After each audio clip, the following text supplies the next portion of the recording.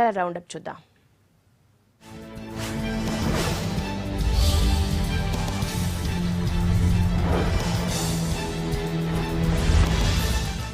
వరంగల్ జిల్లా పరకాల నగర పంచాయతీ ఆఫీస్ ముందు ఆందోళనకు దిగారు బీజేపీ కార్యకర్తలు. పెంచిన ఇంటి పన్నులను వెంటనే తగ్గించాలని డిమాండ్ చేశారు. ఒక్కరోజు దీక్ష చేపట్టారు. హౌస్ ట్యాక్సులు కట్టడం సామాన్యులకు ఇబ్బందిగా ఉందన్నారు నేతలు. వరంగల్ జిల్లాలో మొదటిసారిగా ఏటీఎం సర్వీసులను అందుబాటులోకి తెచ్చింది పోస్టల్ శాఖ. హన్మకొండలోని హెడ్ పోస్ట్ ఆఫీస్ దగ్గర కొత్తగా ఏర్పాటు చేసిన ఏటీఎం సెంటర్ ను వరంగల్ ఎంపీ పసునూరి దయాకర్ ప్రారంభించారు. ఈ ఏటీఎం నుంచి మిగతా బ్యాంకుల్లాగే 24 గంటలు డబ్బులు డ్రా చేసుకోవచ్చు. ఆన్లైన్ ద్వారా డబ్బులు డ్రా చేసుకునే ఏటీఎం అందుబాటులోకి తేవడం అభినందనీయమన్నారు పసునూరి. వరంగల్ జిల్లా భూపాలపల్లి మండలం ఎల్బీ నగర్ లో అర్ధరాత్రి ఓ సింగరేణి కార్మికుడి ఇంటి దగ్గర అగ్ని ప్రమాదం జరిగింది.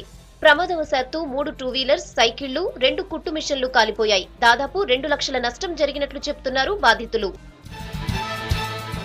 మహబూబ్ నగర్ జిల్లా నారాయణపేటలో శ్రీ రాఘవేంద్ర స్వామి ఆలయం నిర్మాణం జరిగి 100 ఏళ్లైంది. ఈ సందర్భంగా జరిగిన శతమానోత్సవ వేడుకలకు మంత్రాలయ పీఠాధిపతులు హాజరయ్యారు.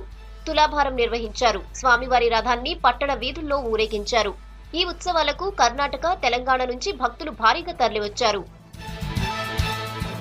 కరీంనగర్ జిల్లా హుస్నాబాద్ వ్యవసాయ మార్కెట్లో రైతులు ఆందోళనకు దిగారు. వ్యాపారులంతా సిండికేట్ గా మారి పత్తి ధరను తగ్గించారని ఆరోపించారు. వ్యాపారులు, రైతుల మధ్య వాగ్వాదం జరిగింది. మార్కెట్ అధికారులు జోక్యం చేసుకుని శాంతింపజేశారు. చివరకు క్వింటాల్ పత్తికి 4,000కు పైగా ధర నిర్ణయించడంతో గొడవ సద్దుమణిగింది. నల్గొండ జిల్లా మోత్కూరులో నకిలీ నోట్ల కలకలం రేగింది. శ్రీలక్ష్మి మోటార్స్ షోరూంలో భవన నిర్మాణాలకు కూలీ డబ్బులు చెల్లించాడు యజమాని.